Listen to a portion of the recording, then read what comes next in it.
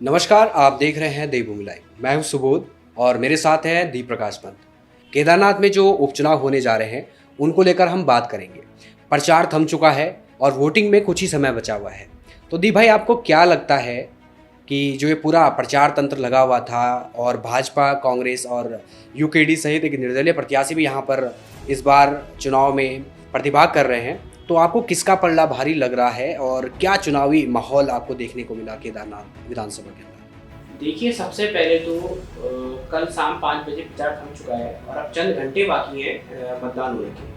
तो जिस तरीके से जो चुनाव चला है, इसमें बीजेपी, कांग्रेस, यूकेडी, निर्दलीय समेत तमाम प्रत्याशी मैदान पर हैं। थोड़ा बहुत हो सकता है कि कुछ वोट निर्दलीय प्रत्याशी जो लड़ रहे हैं उनको मिल जाए, लेकिन मुख्यतः जो मैंने देखा ग्राउंड पे, ये चुनाव दो राष्ट्रीय पार्टियों के बीच का चुनाव है।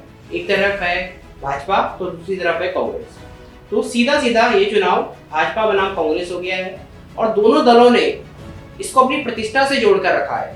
चाहे भाजपा की हम बात करें तो पूरी तरीके से कमान मुख्यमंत्री पुष्कर सिंह धामी ने अपने हाथ में ले रखी थी, तो वही कांग्रेस की तरफ से प्रदेश अध्यक्ष करण मेहरा से लेकर हरीश रावत, यशपाल आर्य, गणेश गुड़िया समेत तमाम दिग्गज उनके मैदान में थे।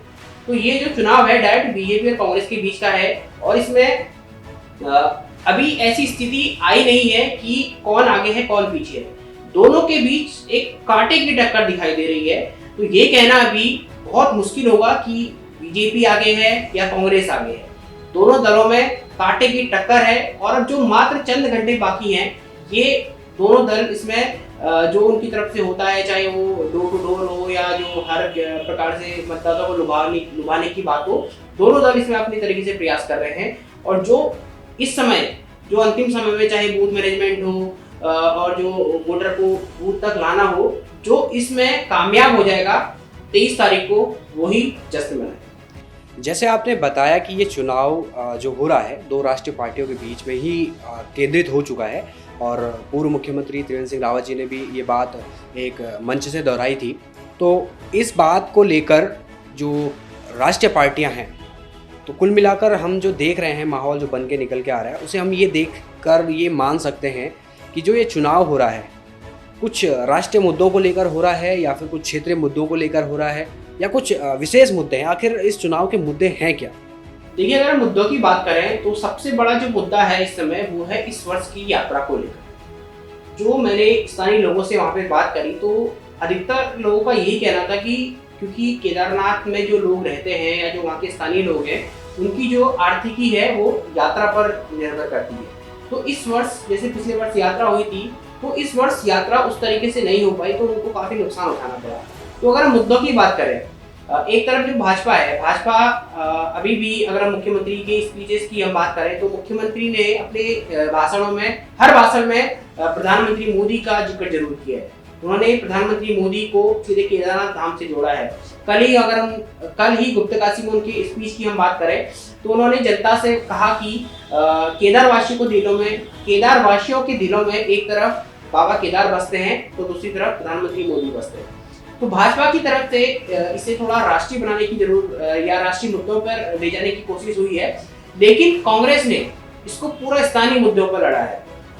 कांग्रेस एक तरफ यात्रा की बदहाली, घोड़े खच्चर, बेरोजगारी, अंकिता भंडारी, भूकानून जैसे मुद्दों पे चुनाव लड़ रही है और वहीं बीजेपी प्रधानमंत्री मोदी या मोदी जी द्वारा जो काम किए जा रहे हैं केदारनाथ में, उनको लेकर चुनाव लड़ रही है। तो इस पूरे जो आपने बात कही कि जो महत्वपूर्ण मुद्दे हैं वो केदारनाथ में यात्रा का मुद्दा हो गया और अन्य जो क्षेत्रीय मुद्दे हैं वो ज़्यादा हावी नज़र आई, मैं आप ये कहना चाहते हैं।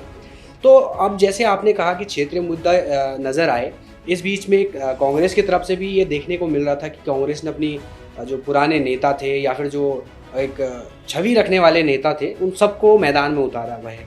इस बीच जो हरक सिंह रावत हैं, उनका एक बयान आता है, वो कहते हैं कि ये चुनाव जो है धामी की कुर्सी का चुनाव होने वाला है। आपको लगता है, और जो ये बयान है इन दोनों में कितनी समानता हो सकती है कि इनका बयान है कि जो चुनाव है वो धामी की कुर्सी का चुनाव है?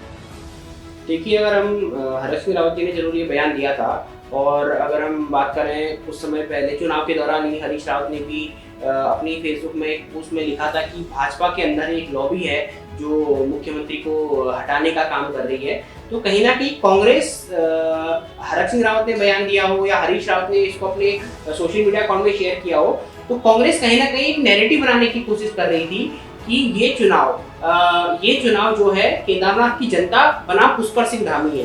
कांग्रेस ने एक सोशल मीडिया में अगर आप देखें तो कांग्रेस ने एक नैरेटिव की चलाने की पूरी कोशिश करी कि जैसे जो यात्रा में इस वर्ष कमी देखी गई, और कांग्रेस की तरफ से ये भी कहा गया कि मुख्यमंत्री द्वारा यात्रा को डाइवर्ट किया गया।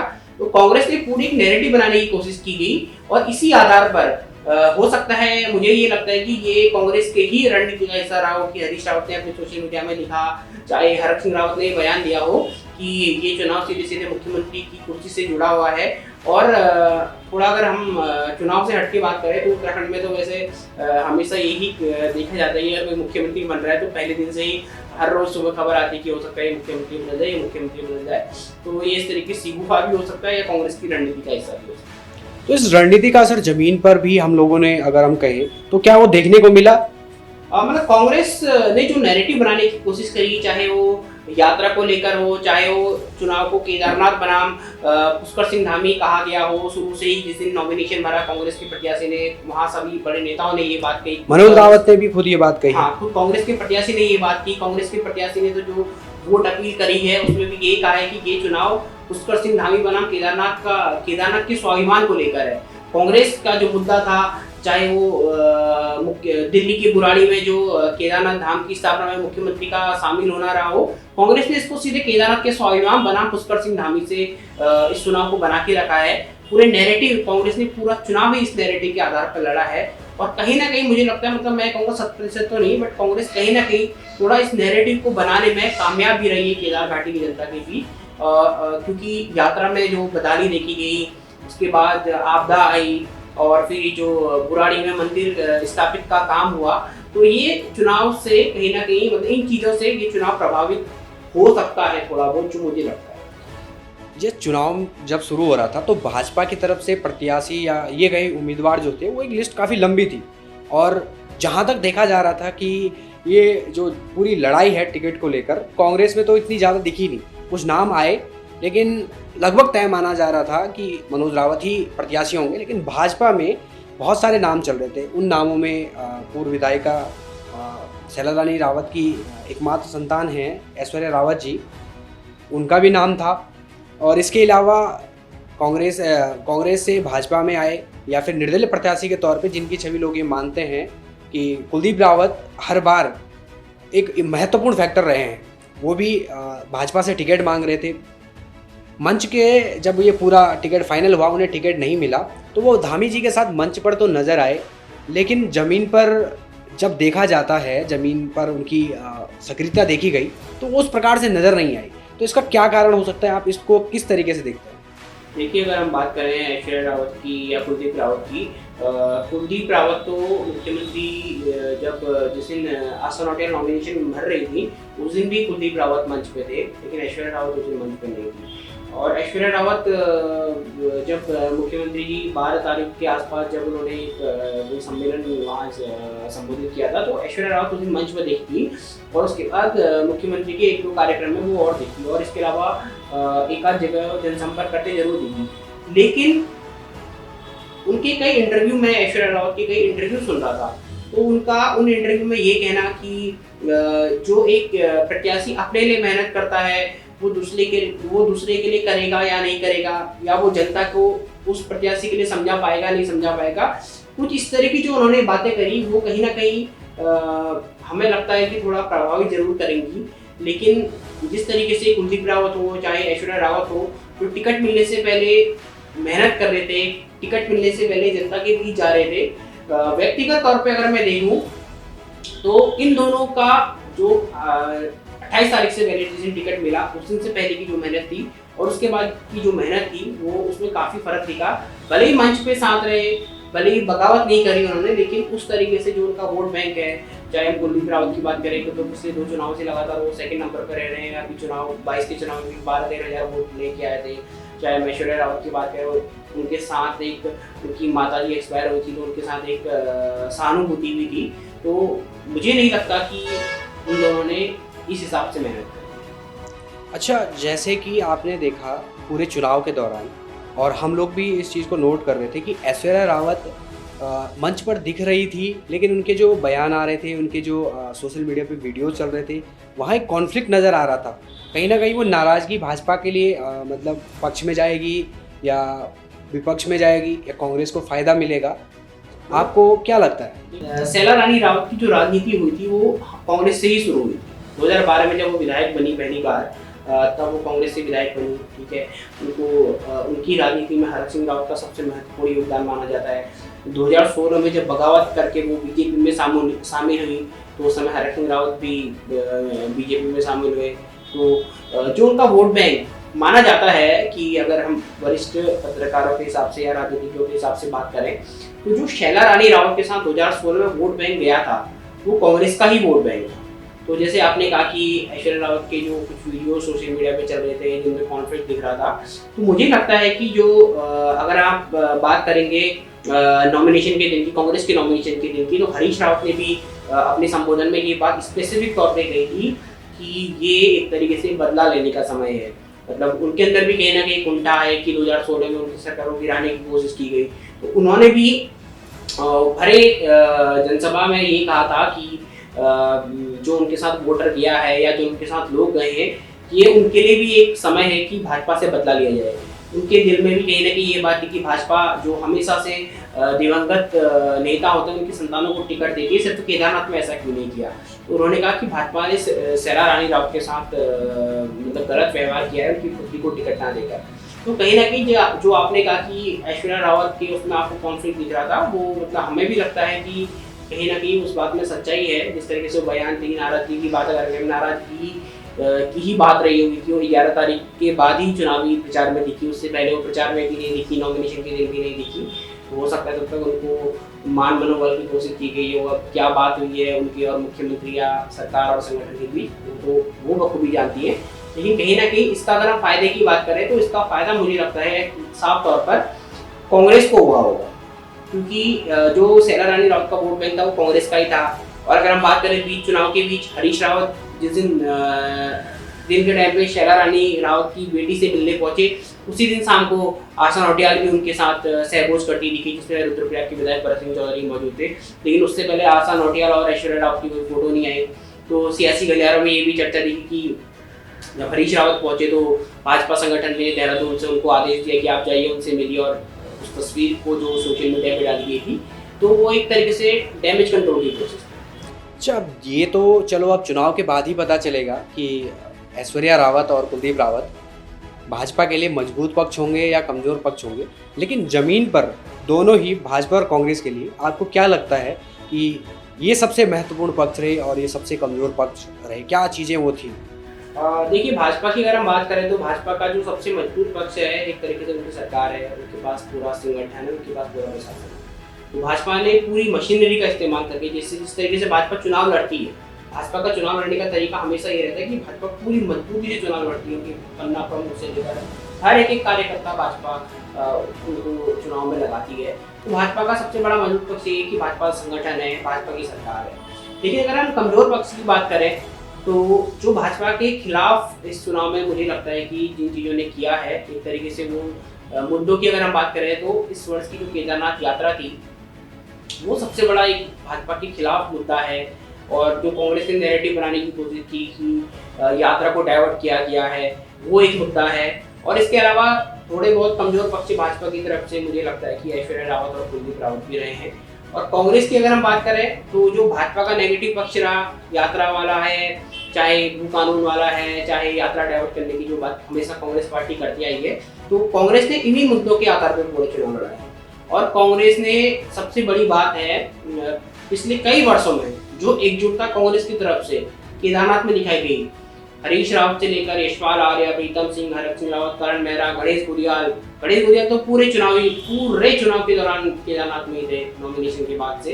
तो कांग्रेस ने पूरी एकजुटता के साथ चुनाव लड़ा भी है। ये कांग्रेस के सबसे मजबूत पक्ष है। और अगर हम थोड़ा कांग्रेस का कमजोर पक्ष की बात करें तो कांग्रेस के पास मतलब जिस तरीके से भाजपा के पास संसाधन भाजपा लगाती है वो करती है, कांग्रेस ने मुझे नहीं लगता कि उस प्रकार का संसाधन वगैरह कांग्रेस की तरफ से लगा। थोड़ा बहुत कहीं ना कहीं संगठन भी, जिस तरीके से भाजपा का संगठन है, कांग्रेस का संगठन भी उतना मजबूत वहाँ पे फिलहाल नहीं है। लेकिन हाँ, दोनों दलों ने पूरी मजबूती के साथ चुनाव लड़ा है। और आज अगर हम 19 तारीख को ये बात कर रहे हैं, जबकि कल हम मात्र 15 से 16 घंटे बचे हैं वोटिंग में, तो आज 19 तारीख को हम ये कहने की स्थिति में हैं कि चुनाव बिल्कुल नेक टू नेक है। चुनाव में कांटे की लड़ाई जरूर है।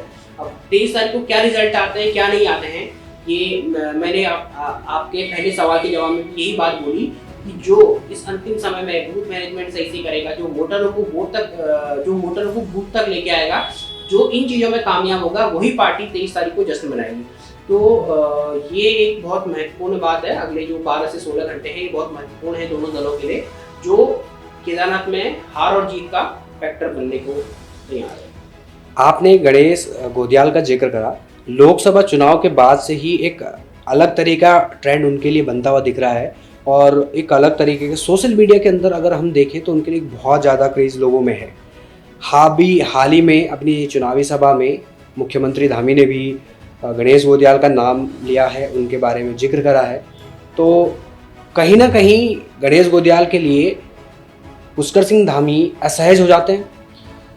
जैसे आपने बोला लोकसभा चुनाव की बात है, लोकसभा चुनाव भी, जैसे अगर मैं थोड़ा पहले की बात पे जाना चाहूँगा कि लोकसभा में उत्तराखंड में 5 सीटें हैं, लेकिन जो सिर्फ एक सीट की चर्चा अगर पूरे देश में कहीं हो रही थी या सियासी गलियारों में हो रही थी, तो वो थी गढ़वाल लोकसभा, जहाँ से गणेश गोदियाल और अनिल नूरवी चुनाव लड़ रहे।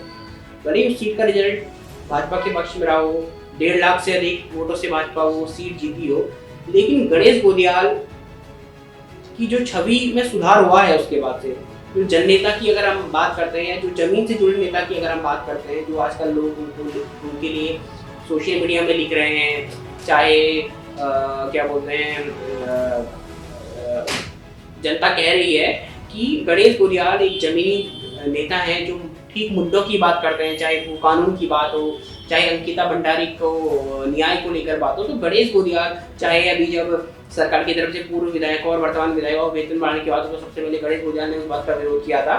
तो गणेश गोदियाल निरंतर लोकसभा चुनाव के बाद वो क्षेत्र में भी घूम रहे हैं। बद्रीनाथ में जो कांग्रेस को जीत मिली, उसमें भी कहीं ना कहीं गणेश गोदियाल की एक महत्वता को वो दर्शाता है।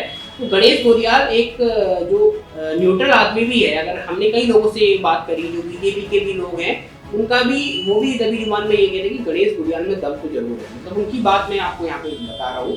तो मुख्यमंत्री ने भी उनका जरूर जिक्र किया, जिसका उन्होंने कुछ जवाब भी दिया कि उन्होंने कहा कि मैं इस लायक तो नहीं हूँ, इस नाचीज को मुख्यमंत्री ने याद किया। तो कहीं ना कहीं हमें लगता है कि ये चुनाव थोड़ा बहुत, जो कांग्रेस ने तो भले सो केदारनाथ बनाम मुख्यमंत्री नाम ही करने की कोशिश करी, लेकिन कहीं ना कहीं जो सोशल मीडिया में था या जो जमीन में था, कहीं ना कहीं ये चुनाव हमें ऐसा भी लग रहा था कि मुख्यमंत्री या भाजपा बनाम कांग्रेस और गणेश गोदियाल के बीच चल रहा है। क्योंकि गणेश गोदियाल की जितनी विजिबिलिटी थी, गणेश गोदियाल ने नॉमिनेशन से लेकर कल अंतिम समय तक मतलब काफ़ी मेहनत करी, काफ़ी गाँव में गए। तो उनकी जो एक छवि है गढ़वाल में, क्योंकि एक तो सबसे बड़ी बात है जो भाषण देते हैं वो भी गढ़वाली में बोलते हैं, तो उससे लोगों को अपनापन लगता है। तो गणेश गोदियाल की लोकप्रियता में जरूर लोकसभा चुनाव के बाद इजाफा हुआ है। मुझे लगता है कि मुख्यमंत्री जी ने इसलिए ही उनका नाम वहाँ पर लिया भी होगा। तो कुल मिलाकर कहा जा सकता है, आपकी बात से मैं ये समझ रहा हूँ कि गणेश गोदियाल गढ़वाल और उत्तराखंड के लिए एक नए जननेता के रूप में उभर रहे हैं। लेकिन जब लोकसभा का चुनाव था तो भाजपा के प्रदेश अध्यक्ष महेंद्र भट्ट भी मंच पर भावुक हो जाते हैं। अब केदारनाथ का उपचुनाव है, यहाँ पर भाजपा प्रत्याशी आशा नौटियाल भी भावुक हो जाती हैं। आपको क्या लगता है कि ये भावुक अपीलें कितना असर करती हैं? महेंद्र भट्ट की हम बात करें तो अगर वैसे कहा जाए तो महेंद्र भट्ट का रोना तो काम आ गया नरेंद्र जी के। आशा नौटियाल का रोना कितना काम आता है ये हमें 23 तारीख को पता चलेगा। लेकिन चुनाव में रोना कई बार ये दिखाता है कि वो अगर आप रो रहे हैं तो मतलब मुझे व्यक्तिगत तौर पे लगता है कि आपकी वो कमजोर कड़ी है जिस चीज़ पे आप रो रहे हैं। जैसे मैंने आपको कहा कि नैरेटिव जो कांग्रेस बना रही थी कि यात्रा भाजपा ने डाइवर्ट करी, यात्रा से नुकसान हुआ, तो कहीं ना कहीं वो नैरेटिव काम करा, इसलिए आशा नौटियाल रोई, मुझे ऐसा लगता है। लेकिन जिस तरीके से कांग्रेस ने उसके ऊपर काउंटर दिया, चाहे हरीश रावत हो, चाहे गणेश गोदियाल हो, चाहे मनोज रावत हो, या चाहे कांग्रेस का सोशल मीडिया हो, जिस तरीके से उन्होंने उसके बाद काम किया है, जिस तरीके से उन्होंने उसके बाद सवाल उठाए, खुद मैं मनोज रावत का उसके बाद का वक्तव्य सुन रहा था, वो ये कह रहे थे कि जब केदार घाटी के लोगों को चौपता क्षेत्र में उनके घरों में बुलडोजर चलाए जा रहे थे, तब आशा नौटियाल क्यों नहीं रही। सोशल मीडिया में लोग लिख रहे थे जब अंकिता भंडारी का हत्याकांड हुआ था, वो बतौर भाजपा की महिला मोर्चा की प्रदेश अध्यक्ष थी, वो तब क्यों नहीं रही। गणेश गुडियाल का मैं बयान सुना था, उनका कहना था कि वो एक बार भी मुख्यमंत्री धामी से नहीं मिली कि जो इसमें VIP हैं उनका नाम का खुलासा किया जाए, आरोपी को सख्त सख्त सजा दी जाए। करण मेहरा को मैं सुना था, करण मेहरा का भी यही कहना था कि जब वो गढ़वाल में अंकिता न्याय यात्रा निकाल रहे थे तो जो ये आशा नौटियाल थी, जो बीजेपी की प्रदेश अध्यक्ष थी महिला मोर्चा की, वो उनका पुतला फूट रही थी। तो कांग्रेस ने उनके आंसू बहाने को लेकर काफी जो काउंटर उन्होंने किया, कांग्रेस ने बहुत स्ट्रांगली किया। बाकी अब देखते हैं उनका रोना कितना काम आता है, कितना काम नहीं आता, ये तो कल जब जनता मतदान करेगी उस समय पता चलेगा, और असली पता तो 23 तारीख को रिजल्ट के बाद ही पता चलेगा। निश्चित तौर पर भावुक अपीलें कहीं ना कहीं असर करती हैं और कभी कभी ये सकारात्मक तौर पर भी होती हैं, लेकिन जिस प्रकार से इस वक्त कांग्रेस हर स्ट्रेटजी जो भाजपा अपना रही है उसका जवाब दे रही है, उससे स्पष्ट ये चीज़ होती है कि ये चुनाव का जब मतदान होगा और जब रिज़ल्ट आएगा तभी इस चीज़ का हम कोई जवाब दे पाएंगे। लेकिन एक चीज़ इस चुनाव में मुझे बहुत खास दिखी, एक नैरेटिव ज़मीन पर ये भी था लोगों के बीच में कि आशा नौटियाल जो भाजपा की प्रत्याशी हैं वो जो ग्रामीण परिवेश है उसमें बहुत अच्छी से मिली हुई है। अभी हाल ही में सोशल मीडिया पे देख रहा था, कल या परसों की बात है, हरीश रावत जी किचन में जाके महिलाओं के साथ रोटी बना रहे थे और कल तो वो एक जो घास होता है उसे भी लेके चल रहे थे और उन्होंने एक बयान दिया कि मैं अभी इतना बुजुर्ग नहीं हुआ हूँ। तो क्या ये भी एक मैसेज जाएगा या एक मैसेज देने की कोशिश हरीश रावत जी ने की है? देखिए, अगर हम आशा नौटियाल की बात करें तो केदारनाथ सीट से अभी तक जब राज्य बना है 2002, 2007, 2012, 2017, 2022 5 चुनाव हो चुके हैं। 5 चुनाव में से 4 चुनावों में हमेशा महिला नेत्री ही विधायक के तौर पर चुनी गई है। और जैसा हम जो वर्तमान परिवेश में हम बात करें तो जो एक महिला वोटर है, जो एक महिलाओं को जिसे वोट बैंक कहा जाता है, कहीं ना कहीं भाजपा को काफी वो प्रभावित करती है, चाहे प्रधानमंत्री कुछ योजनाएं हो या कुछ भी हो। लेकिन कहीं ना कहीं साफ तौर पे देखा गया था लोकसभा चुनाव में कि महिलाओं ने बढ़ चढ़कर वोट किया था और भाजपा के पक्ष में वोट किया था। तो आशा नौटियाल की छवि बिल्कुल आपने सही की कि वो क्या बोलते हैं, महिलाओं की भी अच्छी छवि है, चाहे वो कहीं किसी घर में जाके रोटी बेलना हो, कहीं कुछ करना हो। तो कांग्रेस की ये चिंता शुरू से थी कि इसको कैसे काउंटर किया जाए। और रही बात हरीश रावत की, तो हरीश रावत तो देखिए इतने अनुभवी राजनेता हो चुके हैं उत्तराखंड के, वो हर चीज़ में अपने को ढाल लेते हैं। जैसे कल आपने बात करी कि वो महिलाओं के साथ रोटी बेल रहे थे, तो मैंने देखा वो एक जगह जलेबी भी बना रहे थे, कभी वो खाना परोसते हैं, कभी वो टिक्की परोसते हैं। कल उन्होंने मडवई वाला एक जो घास होती है उसको पीठ में लाद कर भी ले गए और अपने सोशल मीडिया में उन्होंने लिखा कि मुझे इससे याद आ गई कि बचपन में मैं भी ऐसा किया करता था और माँ की मदद किया करता था। तो हरीश रावत को राजनीति का इतना अनुभव है और हरीश रावत को पता है कि जनता मतलब क्या चीज़ देखना चाहती है, जनता को क्या पसंद है। तो हरीश रावत उन्होंने जरूर कोशिश करी कि जो आशा नौटियाल का व्यक्तित्व है केदार घाटी के बीच में, हरीश रावत ने उसको हो सकता है काउंटर करने की कोशिश की हो। लेकिन ये बातें तो अब किसकी रोटी या किसने रोटी बनाई, क्या बनाई, ये तो सब 23 तारीख को पता चलेगा कि आशा नौटियाल की जनता आशा नौटियाल को रोटी खिलाती है या हरीश रावत और कांग्रेस को रोटी खिलाती है, ये अब 23 तारीख को देखेंगे। इस चुनाव में एक और महत्वपूर्ण चीज़ दिखी कि कांग्रेस के जो सभी नेता थे वो एक मंच पर थे और कुछ लोग, मैं एक सज्जन से बात कर रहा था तो वो कह रहे थे कि इस बार तो ऐसा लग रहा है कि जैसे कांग्रेस पूरी महाभारत के लिए तैयार हो रखी है। वो कह रहे हैं कि भाई एक तरफ हमें दिख रहे हैं पात्र के रूप में हरीश रावत जी भीष्मपिता की तरह भूमिका निभा रहे हैं, मार्गदर्शन कर रहे हैं, सही गलत बता रहे हैं। गणेश गोदियाल अर्जुन की तरह अपने लक्ष्य पर लगे हुए हैं। तो हरक सिंह रावत को लेकर भी ये कहा गया कि वो भीम की तरह लगातार अपनी सक्रियता दिखा रहे हैं। तो क्या लगता है आपको कि वास्तव में इस बार जो चुनाव हो रहा है केदारनाथ का, वहाँ पर कांग्रेस एक नई ऊर्जा के साथ दिखी और 27 के लिए उन्होंने ये ऐलान कर दिया है कि कांग्रेस दोबारा से संगठित है और वो निश्चित तौर पे 27 के चुनाव को बहुत सीरियसली ले रही है। बिल्कुल आपने सही बात कही कि क्या बोलते हैं कांग्रेस संगठित की थी। पिछले कई उपचुनाव हुए, जैसे मंगलौर का भी हुआ, बद्रीनाथ का भी उपचुनाव हुआ, उससे पहले बागेश्वर का उपचुनाव हुआ। तो कांग्रेस ने इतनी एकजुटता, मतलब मुझे नहीं लगता कि हाल के चुनाव में दिखाई जितनी एकजुटता कांग्रेस ने केदारनाथ के चुनाव में दिखाई। तो जिसमें हरीश रावत से लेकर करण मेहरा, ईश्वर आर्य, पूरी कांग्रेस की लीडरशिप, सारे विधायक वगैरह सब लगे थे, पूर्व विधायक, सांसद वगैरह। तो कहीं ना कहीं ये कांग्रेस के पक्ष में ही गया है कि मैसेज, एकजुटता का मैसेज है, ये कांग्रेस के पक्ष में ही जाएगा, मुझे ऐसा लगता है। और 27 के चुनावों के लिए भी कांग्रेस ने एक मैसेज देने की जरूर कोशिश की होगी, क्योंकि पिछले 2 चुनाव वो हार चुके हैं और दोनों चुनावों में हार का कारण उनकी गुटबाजी को ही माना गया है। तो इसलिए कांग्रेस ने, मुझे लगता है कि उन चुनावों से सबक लेते हुए, या हो सकता है आला कमान ने भी कांग्रेस को निर्देशित किया हो कि अब एकजुट हो जाएगी, जो भी है। तो हो सकता है उन सब चीज़ों से सबक लेकर कांग्रेस ने एकजुटता दिखाई है। और इसका जो भी रहेगा, चाहे रिजल्ट कुछ भी आए, लेकिन एकजुटता हमेशा किसी भी दल के या किसी भी संगठन के पक्ष में ही जाएगी। तो चलिए अब देखते हैं, जब चुनाव का परिणाम आएगा, वोटिंग होगी, फिर ही पता चल पाएगा कि ये चुनावी ऊंट अब किस करवट बैठेगा।